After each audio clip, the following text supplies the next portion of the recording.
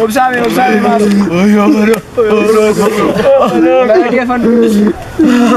Dhaggeeffan.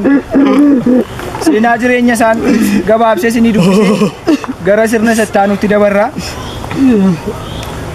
Dargaggoon badhaasaa abbaa isaa obbo Gurmeessaa fi haadha isaa Adde Bijidduurraa bara 1985tti hospitaalli yeroo sana waan hin jirreef manuma isaaniitti mala aadaan kan dhalate yoo ta'u akkuma inni dhalate lafa bu'een silumayyuu gaadaa jirti ta'ee isheen beeknu dhukkubii busaa mataa lixxee sarduu jalqabde.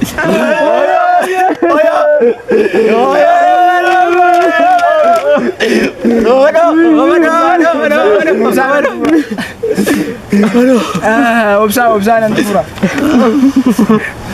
Haa ta'uyyuu malee badhoon dhukkuba kanaaf utuu harkan kennin jireenyaafis utuu harkan kennin utuu ittiin qabu barumsa isaa baratee xumureera. Amma kutaa ja'affaatti jechuudha. Sababii inni kutaa ja'affaatti dhaabeef barumsi akka salphaatti isaaf waan hin galleef sirna barumsaa balleessuun qaba jedhee yaadee barsiisota isaa hunda isaanii galaafatee mana adabaa waan seeneef ture.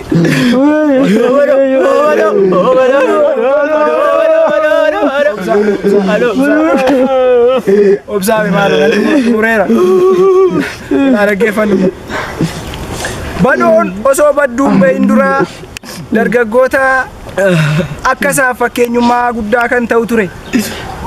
Akka warra kaanii araadan baayisu. Caatii yoo ta'es hin baayisu waanuma akka giraama 50 qofa qaama. Dhugaasii gosa hedduus dhugee of hin faalu ture. Araqee ma qofa fayyadama ture. Riitti dhugu waan hin qabneef. Obsaame maal? Obsa. Ijoollee shamarranii mandara kanaa keessaa kan inni bira hin geeyin mucaa'eessuma koo qofa turte. Ishee mayyuu du'uu isaan dura guyyaa lama bifatee dhabnammatee ture.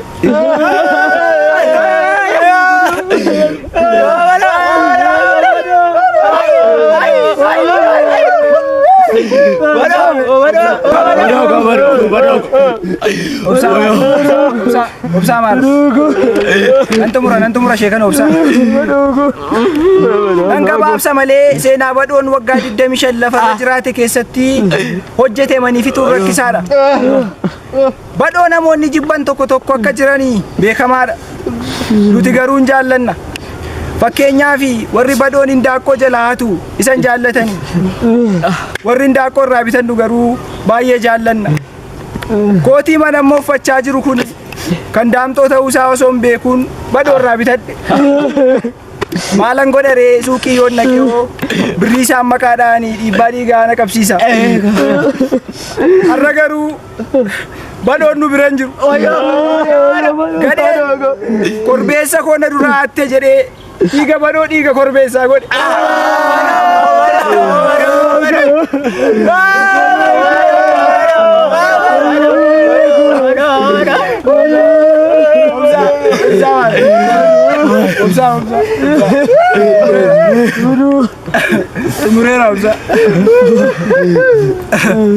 Sumura irratti kanan jedhu amma gaa badhoon nu bira waan hin jirreefi lukkuu, hoolaa, harrees huccuu mallee gatii baay'ee gadi bu'aa ta'een bitachuu hin dandeenyu.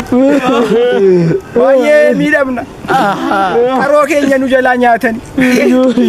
Kanaafuu nuti immoo bakka awwaalcha badhoo bareechinee mul'isu waan qabnuuf hiriyoonni badhoo hundi keessan halkan dhuftanii awwiltii argitan kanarraa sibiilaa fi nabradiisaa baaftanii kan badhaasaaf akka qopheessitanii isin gaafadha. Guyyaa badhaasaan du'e kun guyyaa gaddaa jedhamee akka mandara keenyaatti torbee tokkoof labsameera.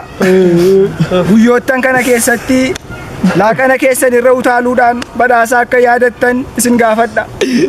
Silumayyuu immoo warri waan nyaatan hin qabne carraa kanatti akka fayyadamtaniin isiniin jedha biyyoon sittaa salphatu yaa badhaasaa